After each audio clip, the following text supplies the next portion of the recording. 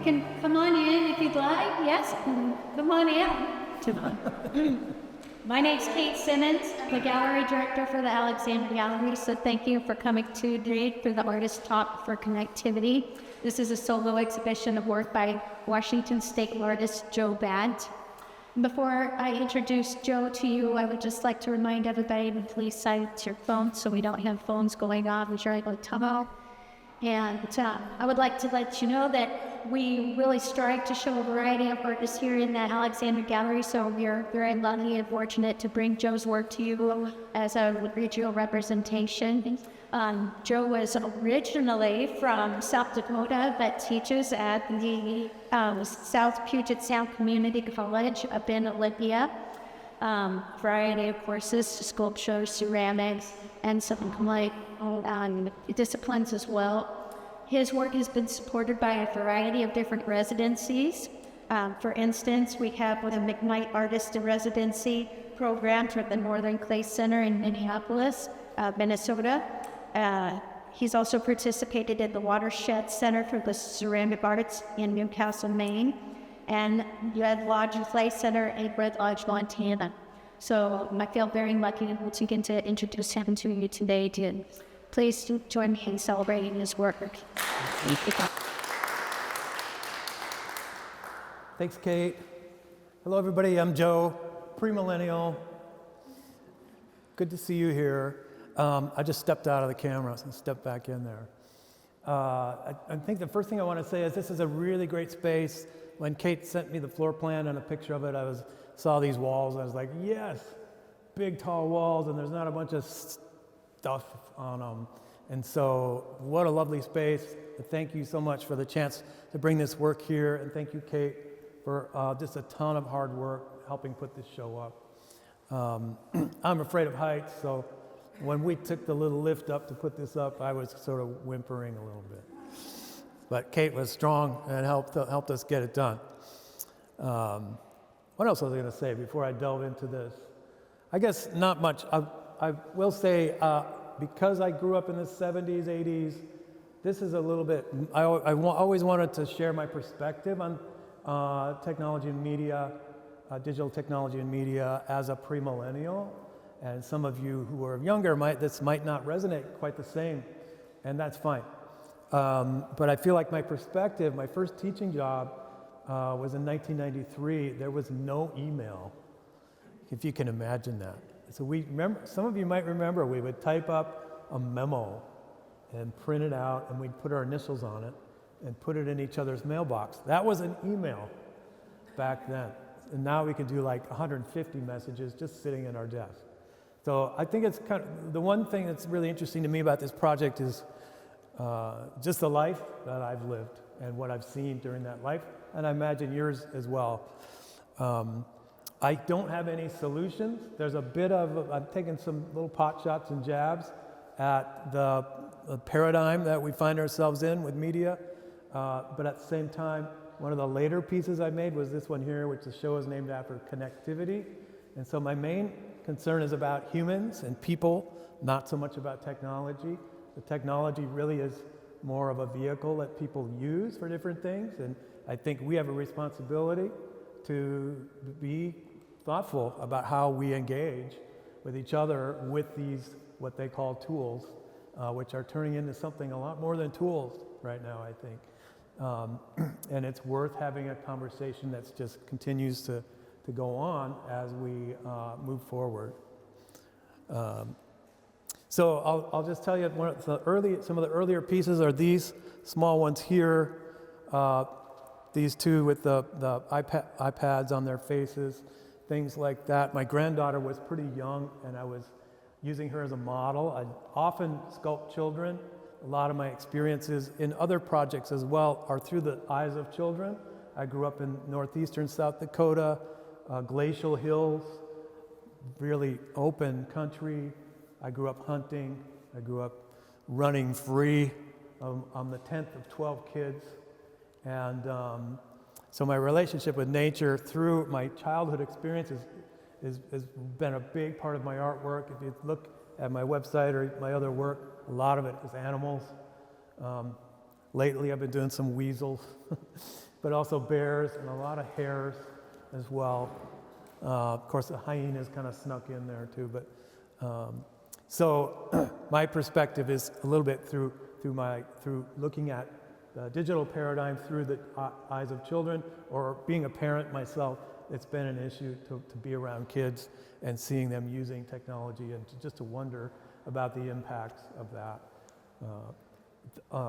I also got started on this project thinking about cave drawings, which were often done with chalk burned sticks, and I'm thinking about endurance of things, of art and culture, and I love the idea of drawing really large at the same time of talking about these issues.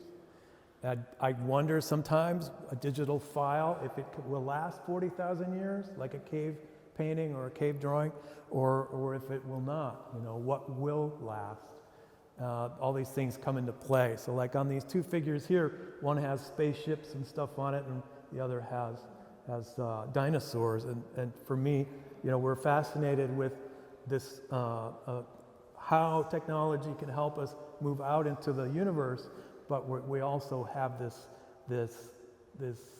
fossil history, hundreds of millions of years old, and how do those things work together?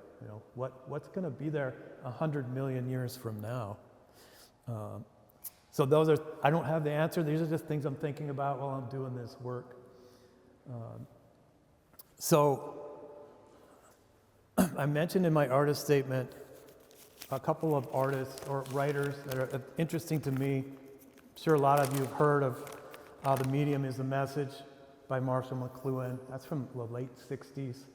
And that's just about how technology in media affects our communication. And he goes back to the invention of the printing press as the start of sort of the media revolution.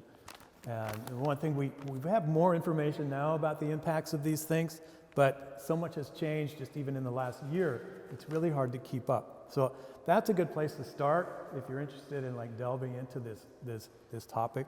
There's a writer and speaker named Nicholas Carr who talks a lot about mental health. He has some great TED Talks, but also has written a book called The Shallows about the impacts on children of screen time and media. And then Laura Flanders has some tips about how to minimize surveillance of you through the use of your phone.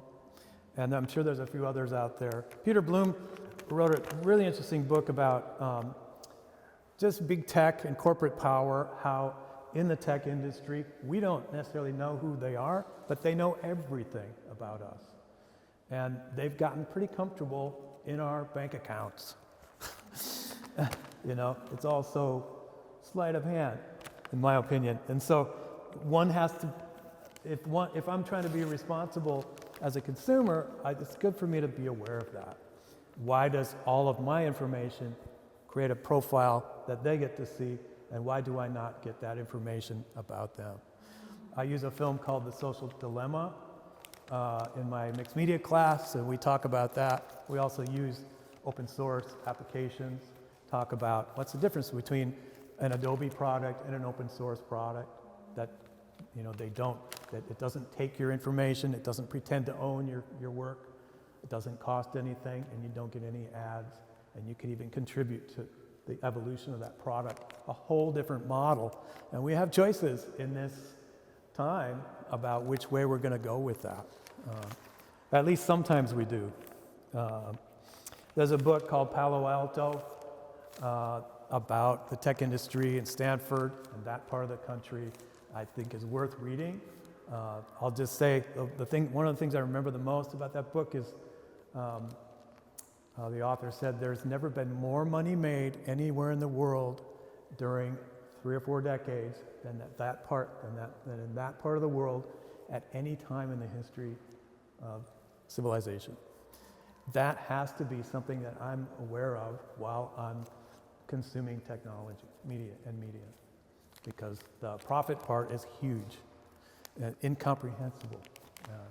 And if I think about what it was like to participate in even a political election as a voter 15 years ago, even 10 years, well, at least 12 years ago when I started this project and what it's like now, and the extent to which media and technology are part of that, and social media, it's baffling. So keeping the conversation alive, trying to be a critical thinker, a responsible consumer. I guess when I knew someone would ask me about AI, and the minute I walked in the gallery, somebody brought it up. And I haven't figured out what to do with it. I've thought about asking AI to help me, but I do know that there's some good things about AI. It's helping it's helping doctors to diagnose some types of cancer earlier and quicker than they would be able to without it. I know they're using it to help children on the spectrum to learn how to communicate, which might be good. I have some questions about AI being used to help our children learn how to be humans. But again, it's not about the technology, it's about who's using it and how. So that there might be some possibilities there. You know, what I think about is this expression, technology is just another tool. When I was an art student, a tool that was really exciting and cutting edge was a photocopier, right? And you could warp out images and you could add color, and we were like, whoa, we're really techy. Now you could use, you know, the cutting edge technology that we have to fly a jumbo jet without a pilot. So it might be another tool, but it's a whole nother level of tool. And if you think of a toolbox, I use tools for my work. I get a tool out, I use it, I put it back. The tools we have on our desktop or in our toolboxes now they talk to us. They tell us what we need. They constantly badger us. If I use one, I'll get 300 ads over the next year about all kinds of related tools that I could buy. And it's just like boom, boom, boom, boom, boom, boom, boom. And then with AI, it's even a little different, right? Where I'm starting to be moved out of the way, the tools are coming into the room and they're sort of pushing me out of the way. And maybe I'm the tool. I don't even know which one of us is the tool anymore.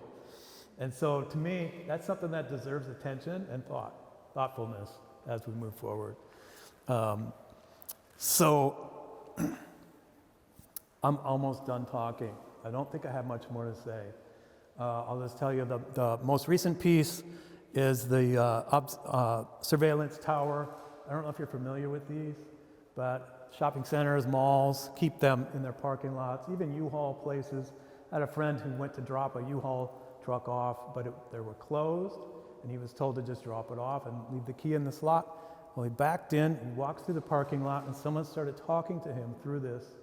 It was probably the manager was at home or something, and he was on his phone and he was watching.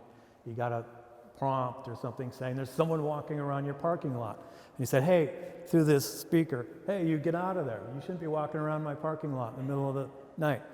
And just these little ways that we're starting to use technology to monitor and manage and micromanage each other. And we're also told that this is to help us be safer. That makes me uncomfortable. And of course, we all know that these are often used to manage homeless people and keep the riffraff out of the way so that we can go about our business. So probably the closest overt political statement I have to our current political situation is the weasels. I don't really want to get into specific people, but the weasels are as far as what can go with that right now, and maybe that's as far enough.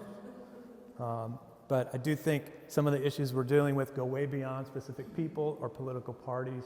Probably they're issues that humans have dealt with for a long time.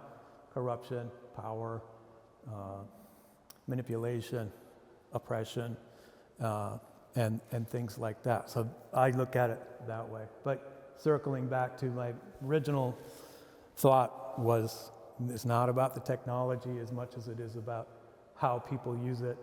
And it gets back to me having responsibility for myself as a participant in something that I have to participate in.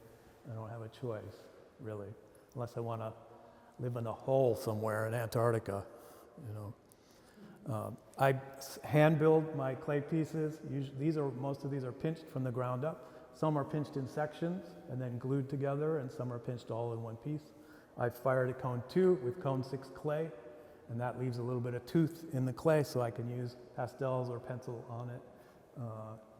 Some of the pieces have no glaze or pencil on them at all. That's really fun for me sometimes to not put anything on there. Some have just a little bit of color. I could talk for months about my relationship with color in the context of sculpture, but I won't start with that. It's just been a really interesting journey, and I love color.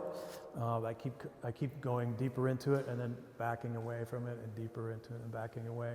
So it's sort of a love-hate relationship that I've enjoyed a lot. So I think right now, I think I'll leave it right there. And if you have any questions about my techniques or the theme or anything like that. Have you used pastels the whole time, or is this something you just started to incorporate recently? Probably I think I have one from 2003 that I did where I experimented a lot before that. Is like, you get all these colors all of a sudden, which is in glazing, you're like a little more careful, but I was like, I got the whole palette now, you can't stop me. And I just ruined like a bunch of work. But then I started seeing little possibilities here and there and using a little more local color. And so like I would, make the eyes the color that I see the eyes or whatever. And that helped calm things down. And I started to shade in relation to the form of the sculpture and respond to the form in the sculpture rather than decorating. And that helped a lot. But the piece I did 20 years ago still looks good. But like I say, I get away from it sometimes and then I come back to it. So it hasn't been every year in between there. It's funny, you know how it is. Many of you are artists, you probably know. When you stand back from something for a while, then you go back at it with added enthusiasm, and that's kind of interesting. And I just like, okay, I guess I'm doing a bunch more of this. Yeah. Just curious about there's so many children, young children depicted in this space, and I think you said that some of that is not your granddaughter or children you know with their themes, but it feels really interesting in contrast or in context of all this technology. I'm just wondering if there's anything going on there. Yeah, it's so intentional, if I understand the question. From a young age, like this piece back here, that's my granddaughter was playing in the park and she had her dad's cell phone, and that's his cell phone under her and I think all of us did that as kids. We played with the telephone, we had toy phones, but this is a whole nother kind of machine here, and she's like this, and she's 15 now, and she uses her phone a lot. In fact, if you take her phone away as a punishment, it will be more traumatizing for the parents than her. And so seeing it through the experience of a young person, the degree to which their social life relies on that, and how challenging it is for parents and kids to sort of try to be healthy with that is interesting to me. Seeing children with virtual goggles, touch screens.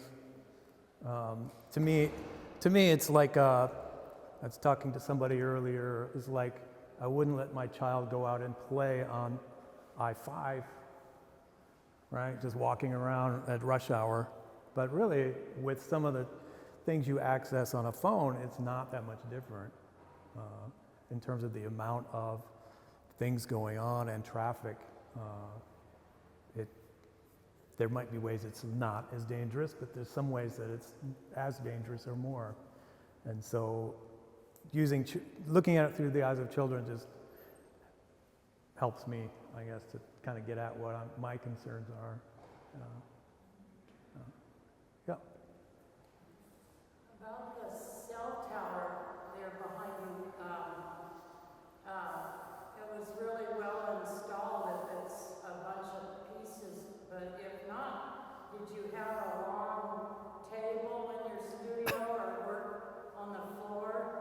I mean, the length of it is, Yeah. you know, how did you work? And then one more quick question is, around the gadgets and all, did you use an X-Acto knife to cut away the negative space, or how did you cut around those gadgets?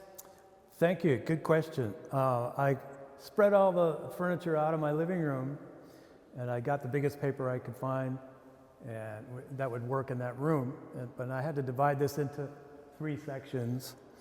So the left side, it all goes together and slips behind the middle a little bit. And then right here, it is a section as well. It goes down here. So I was on my knees in the living room. Yeah, I think it'd be better for those of us who teach drawing, you know, to draw it right up, but I just didn't have a space where I could do that. So I did it on the floor, and that kind of helped the perspective be a little weird, which I like. And then I use the scissors, and then where I have real details, I'll use an X-Acto knife to cut right up there. It's really so well rendered, you know, beautiful. Thank you, thank you. I've done a lot of drawings directly on the wall. Sometimes that works, and sometimes it doesn't as far as what the gallery wants.